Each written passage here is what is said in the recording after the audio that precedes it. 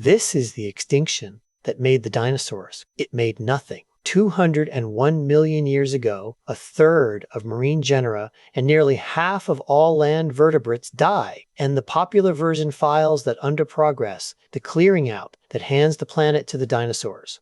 The dinosaurs were already here, 30 million years into diversifying. Fill your lungs. Nothing hurts. Nothing burns. It simply did not add up to a full breath. So if it created nothing, what did it do? Start with the panel. Carbon dioxide, 600 to 1200 parts per million baseline, spiking to as much as 2,400.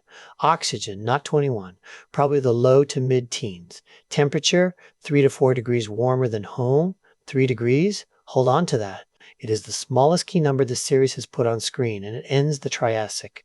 It is also the first readout of the season where all three dials are wrong at once. High carbon, low oxygen, rising heat. That is not a climate, it is a signature. Something is burning carbon on a continental scale, and the panel is reading its exhaust. You are standing in the exhaust. So what does the jump actually put you in front of? One continent, Pangaea, still in one piece, the rift only beginning. Whatever direction you turn, land, and the sky over it is the wrong sort of pale, hazy in a way that has nothing to do with weather. No grass. Grass will not exist for another 130 million years. Instead, conifers, ginkgos, cycads, seed ferns, everything built for drought. Then the animals.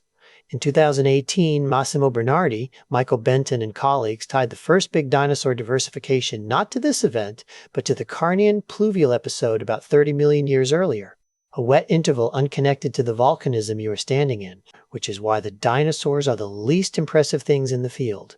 They are here and mostly modest. The animals that own this landscape are ones you have never heard of. Phytosaurs in the water, 6-meter crocodile shapes that are not crocodiles. Aetosaurs, armored and low.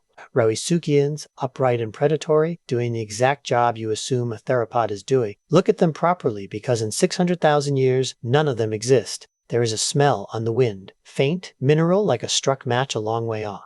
So what does low to mid-teens oxygen actually do to you? Sitting down, almost nothing.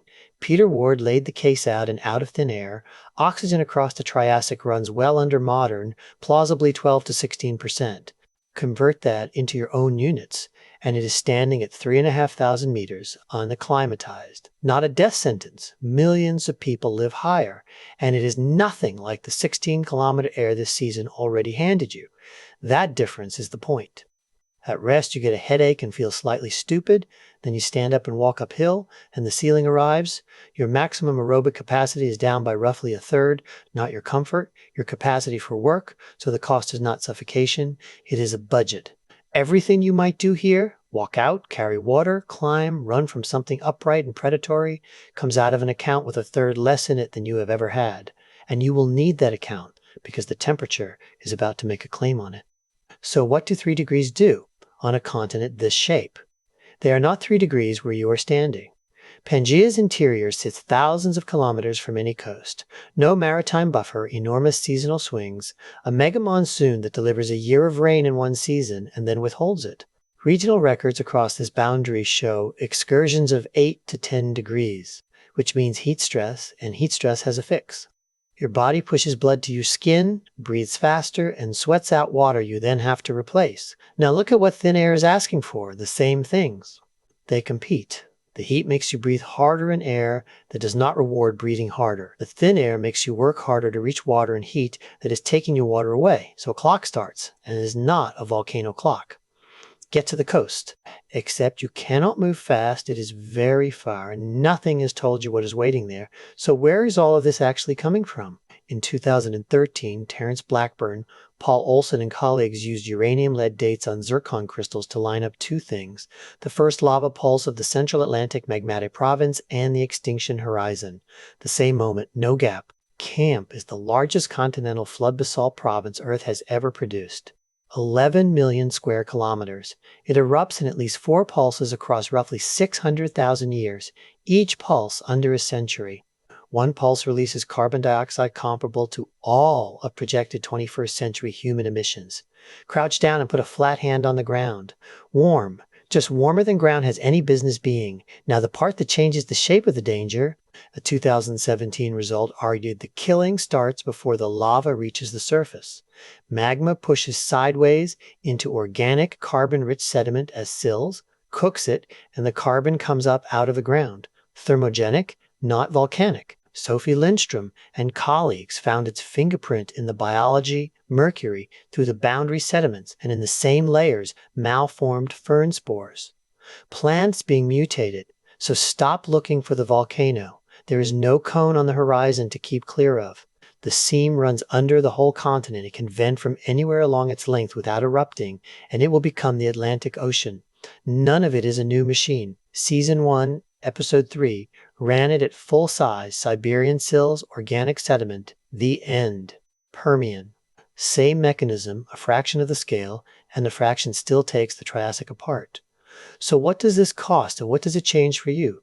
96% of coral genera, every conodont, an entire group gone completely.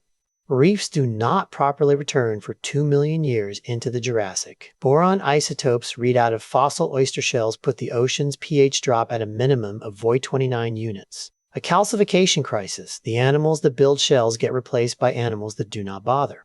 Here is the oddest part. None of that can hurt you. Acidified seawater is not acid. You can wade in it, swim in it, drink it, and regret it for ordinary reasons. What it takes from you is dinner. On a supercontinent with a dead interior, the coast is the only place worth being. Shade, fresh water off the highlands, shellfish. You can gather without a tool or an aerobic budget. The only plan. And the rift is on the coast. The seam pulling Pangaea apart runs straight through the margin you have been walking towards, which means the one habitable strip on this planet and the largest volcanic province in Earth's history are the same piece of real estate. If a fissure opens within reach of you, none of the slow story applies. Sulfur dioxide at close range is acute chemical injury, lungs and eyes, burns rather than warnings, acid rain regionally, wildfire smoke off ground combusting on its own, minutes, not centuries. You are not standing near a volcano, you are standing on one, and it has not chosen where to open yet. 11 million square kilometers of it. No cone, no plume, no direction to walk away from. The gas can come up through ground that looks exactly like the ground beside it. So you survive. That is the answer. You have a headache, you are slow, you are thirsty, you ration your own effort like currency, and you live. A pulse runs for under a century and then it stops. The haze thins. Plants come back, it looks over, then it happens again. 4 times, 600,000 years. Every single one of them is survivable, and the sum of them is a mass extinction. Nothing here kills you today. Nothing here kills you this century. That is not a reprieve. That is the mechanism. So who won here? Nobody won, and it is not romantic. In 2008, Stephen Broussard, Michael Benton, and colleagues tested the 2 stories available. Dinosaurs were better, or dinosaurs were lucky.